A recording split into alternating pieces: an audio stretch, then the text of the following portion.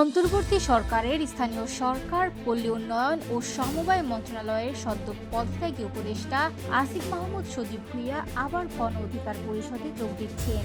গণ অধিকার পরিষদের সাধারণ সম্পাদক মোহাম্মদ রাশেদ খান বুধবার রাতে বিষয়টি গণমাধ্যমকে নিশ্চিত করেছেন। রাশেদ খান জানান, আসিফ গণ অধিকার পরিষদের ছাত্র সংগঠনে গুরুত্বপূর্ণ ভূমিকা পালন করেছেন।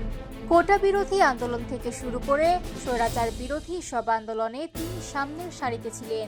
এই আন্দোলনের সময়ে তাকে বিভিন্ন ধরনের নির্যাতনও সহ্য করতে হয়েছে। এছাড়া রাশেদ খান উল্লেখ করেন, আসিফকে দলে একটি সম্মানজনক দায়িত্ব দেওয়া হবে এবং খুব দ্রুত বিষয়টি চূড়ান্ত করা হবে।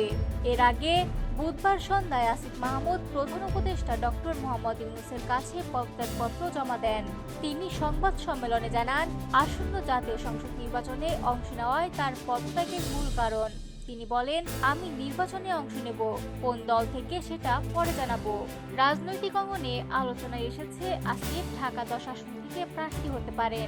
জানা গেছে, ইতিমধ্যে তিনি এই আসনের ভোটার হয়েছেন।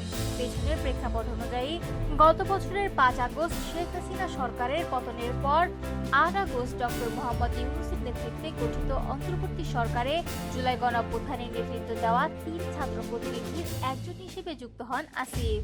প্রথমে তিনি শ্রম উপদেষ্টার দায়িত্ব পান, পরে স্থানীয় সরকার মন্ত্রণালয় তার উপর দায়িত্ব অর্পণ করে। রাজনৈতিক অঙ্গনে আসিফের এই নতুন পদক্ষেপ নতুন দিগন্তের সূচনা করতে পারে। তার কর্মজীবন ও নির্বাচনী পরিকল্পনা এখন রাজনৈতিক পর্যবেক্ষকদের নজরদারির কেন্দ্রে রয়েছে।